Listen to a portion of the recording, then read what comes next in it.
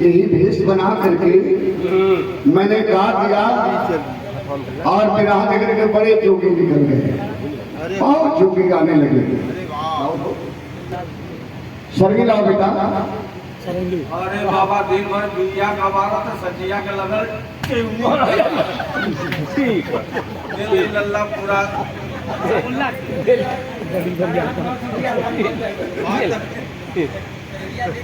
रियाज करा लालटेन का बेटा। बाबा लालटेन का शीशा तो तोड़ देना है, टगरा मोड़ से टक्कर पकड़ लेना हम पहले की माता। अब आप लोग शरारती हो गए हो, हम श्राप दे देंगे।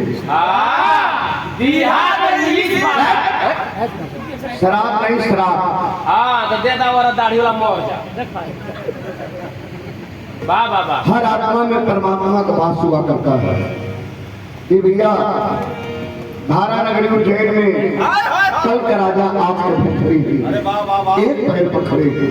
रानी श्याम जी सवाल के लिए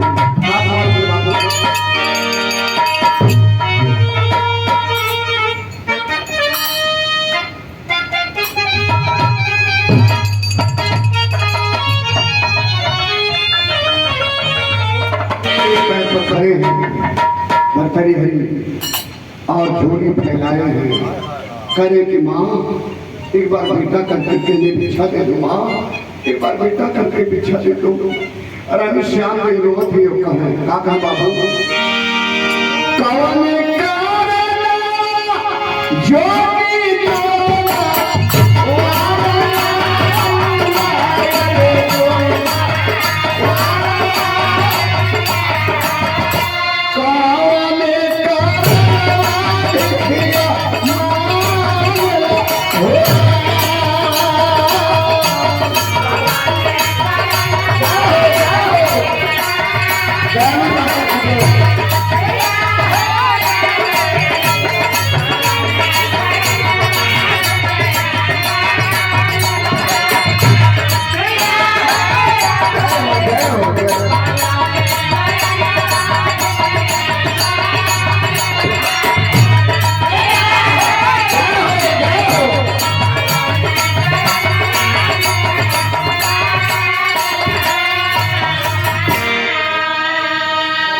हमारी माताएं बहनें भी दान देंगी, अपने लिए नहीं अपने बाल बच्चों के लिए। जो दान आप देंगे ये आपका दिया हुआ दान गुरु भगवान के चरणों में समर्पित होगा।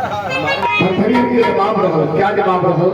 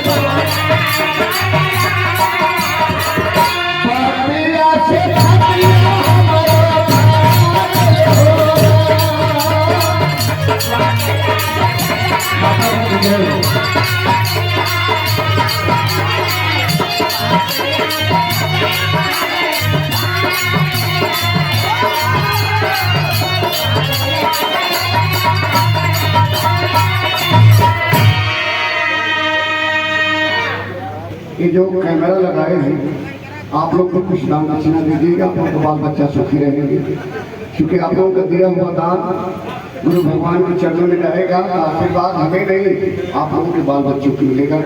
फोटोग्राफी वाले, कैमरा वाले, साउंड वाले, सारे लोग कुछ न कुछ दान दे दें।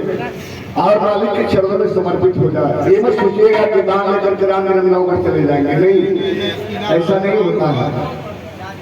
और जहाँ भी जाते हैं, जहाँ सिद्ध दरबार होता है, चाहे 1 रुपया मिले, चाहे 1 लाख मिले, चाहे 50,000 मिले, जो मिलता है मालिक के चरणों में समर्पित होता है।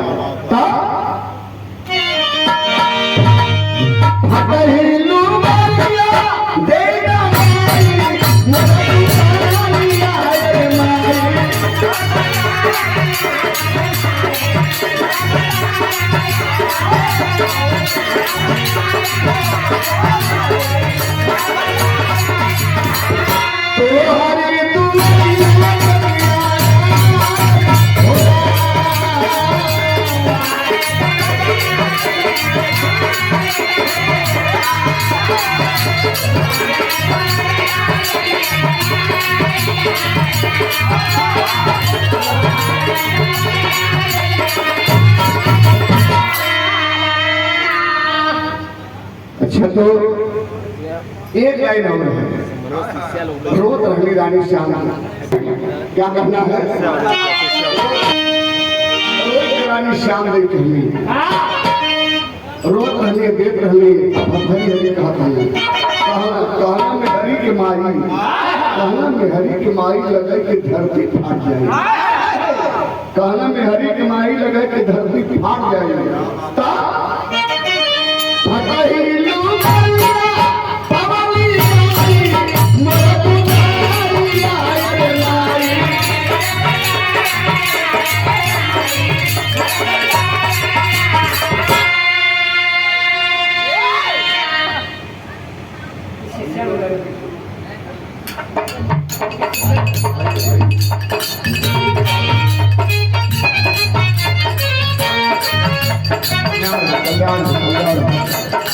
दूधन नहा जा, पतन फैला जा, सदा सुहागिन रहा जा, गुरु भगवान का आशीर्वाद लगे। शिष्या लोग